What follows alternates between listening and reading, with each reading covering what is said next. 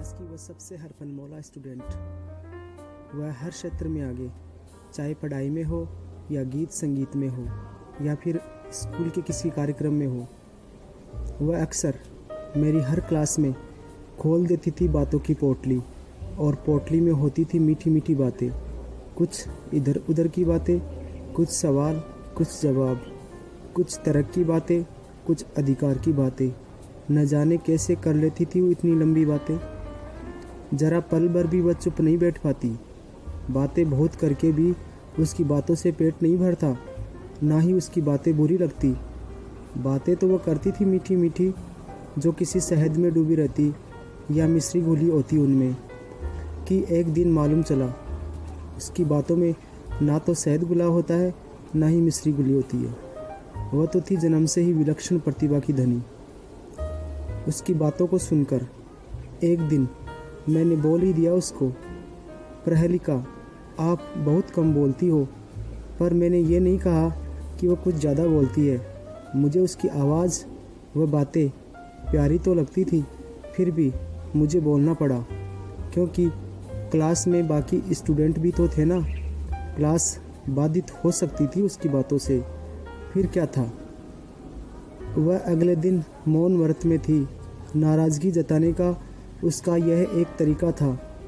पूरी क्लास में उसने मुंह से एक भी शब्द न बोला, और उसकी खामोशी से मेरी उस क्लास में एक सुनापन सा था।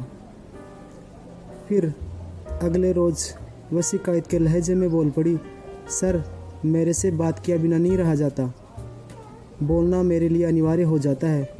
हाँ, मैं समझ गया था कि उसका बोलना उसकी कोई आदत नहीं है, बल्कि यह तो उसकी एक खूबी थी, जन्मजात, जिसको रोकना एक अच्छी बात नहीं हो सकती थी।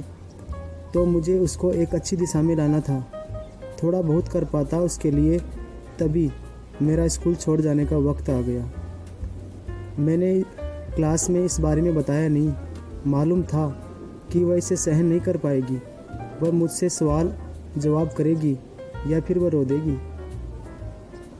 फिर भी मैं पढ़ाता रहा मेरी उस क्लास को, और अंदर ही अंदर वेदना से पीड़ित होता रहा। मैं हर रोज़ सारे बच्चों को निहारता कि कल को ये सब इतिहास का हिस्सा हो जाएंगे और ये सभी यादों में बदल जाएंगे। मेरी ये पहली स्कूल छूट जाएगी। तो एक दिन उसको एक बहाना बनाकर बोल दिया, अपनी आवाज़ रिकॉर्ड कर लाने को। कभी मैं स्कूल में नहीं आ पाऊँ और घर पर ही रहूँ, तो उसकी आवाज़ को सुनता ही रहूँ, क्योंकि उसकी आवाज़ और शब्दों में घुली होती थी मीठी मीठी बातें। आखिर एक दिन मैंने बता ही दिया उनको सच, ये सोचकर कि बिना बोले यहाँ से चला गया तो धोखा होगा उन सभी बच्चों के साथ। उस दिन था मेरा अंतिम उद्बोधन उन सभी बच्चों को। वह रो रही थी लगातार, अविराम। वो कोई प्रतिक्रिया ही नहीं दे रही थी। जब मैं पहुंचा उस क्लास में, पूरी क्लास शांत और गम में डूबी हुई थी, और वह तो बस रोए जा रही थी। उन्हें देखकर मेरे से भी नहीं रहा गया। क्लास के बाहर आकर रो दिया। अगले दिन मेरा अंतिम दिन था स्कूल में। वह अधिकार जताते हुए आकर मुझसे बोलती है, सर, आपने बहुत गलत किया। सर, आपने ट्रांसफ़र फॉर्म भरा ही क्यों? वह बच्ची क्या जाने कि मुझे भी तो अपने घर लौटना था, और न चाहकर भी किसी अन्य कारण से भी मैं फॉर्म भरने को विवश था। हाँ, मालूम था बहुत पीड़ा होगी मुझे स्कूल छोड़कर जाने पर। यह पीड़ा तो मुझे लौटते वक्त सफ़र में भी रही, और अभी तक भी है, कि मैंने आखिर क्यों छोड़ा अपना वह बहुत सुंदर स्कूल। उस बच्ची के सवाल मेरे हृदय को भेदते गए। जवाब उसको देने को मेरे पास थे ही नहीं। वह सही कह रही थी कि मैंने ट्रांसफ़र फॉर्म भरा ही क्यों।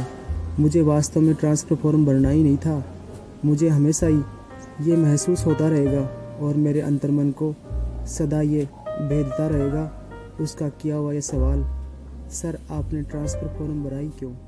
सर, आपने ट्रांसफ़र फॉर्म भरा ही क्यों?